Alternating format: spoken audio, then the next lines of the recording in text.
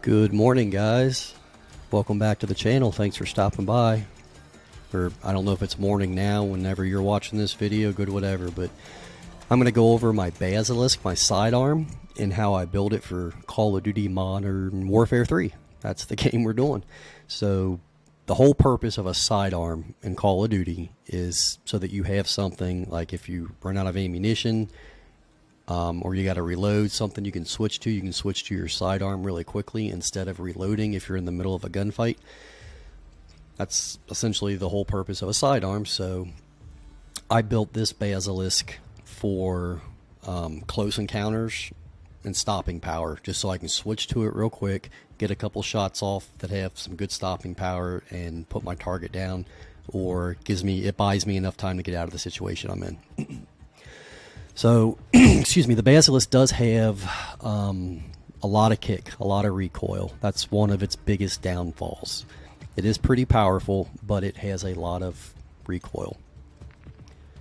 So the first attachment that I run on my Basalisk is, we'll start with the .500 overpressurized plus P rounds.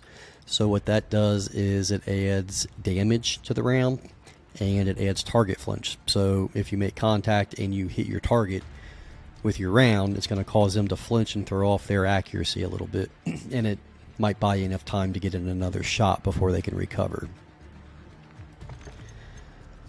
Then on the muzzle, I'm running the RVS 607 compensator.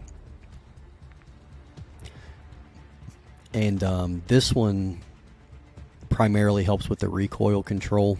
You can see here under pros, the vertical recoil it cuts down on. It does help.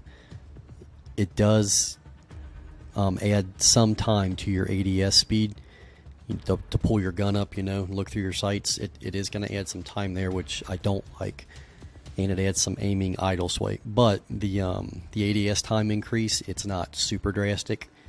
You can still get your gun out. And I'm pretty good about having my sights up before I go around a corner or engage somebody anyway, so it's not a huge deal for me. Next on the barrel, the Corvus Cougar. And this barrel increases the EDS speed, so that's going to offset a little bit of that time with our compensator. Increases movement speed and aim walking speed, which I did a video on my sniper rifle. I don't care about aim walking speed on that, but a pistol's a little different. You probably want to take that and get into consideration. And the bad thing about this barrel is the gun kick control. We're kind of shooting ourselves in the foot, no pun intended. But I like the pros, versus the cons. It's worth putting it on for me. It does mess up some recoil control. This is a gun that you have to spend time with. You have to get a feel for the recoil and the handling of the gun. You can feel a difference using this gun versus a lot of the other semi-automatic pistols in the game. Then the optic, my Slimline Pro. That's just because I like that one. Open frame sight with a single reticle, very easy to see. It does not obstruct your peripheral vision when you pull up your gun, your sights. So that's why I like to stick with that reticle, or the Slimline Pro. No visible cons, but handling, you can see down here, it does drop it just a hair, but it's not drastic. Then my last attachment, I put on the Bryson dual grip just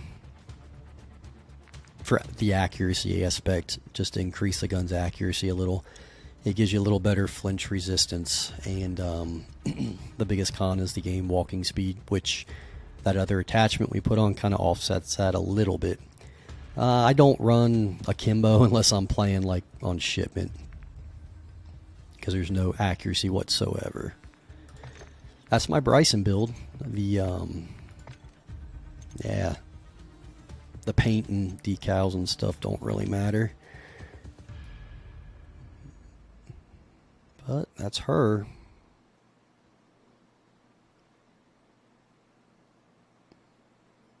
So let's take it over to the range and test it out, see what it can do. All right.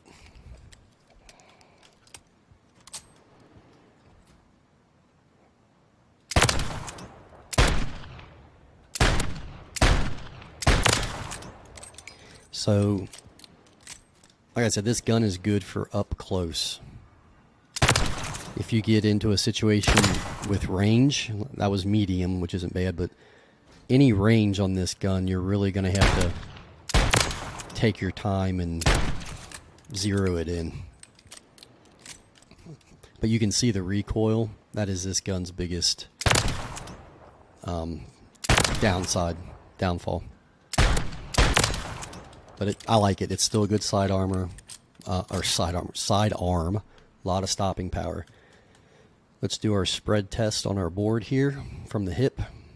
We'll just fire all 5 rounds.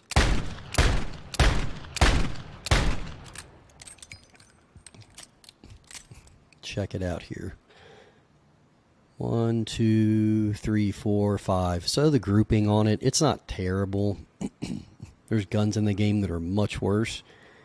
But you definitely want to use your sights. So here's with sights. No movement on the left stick, just firing.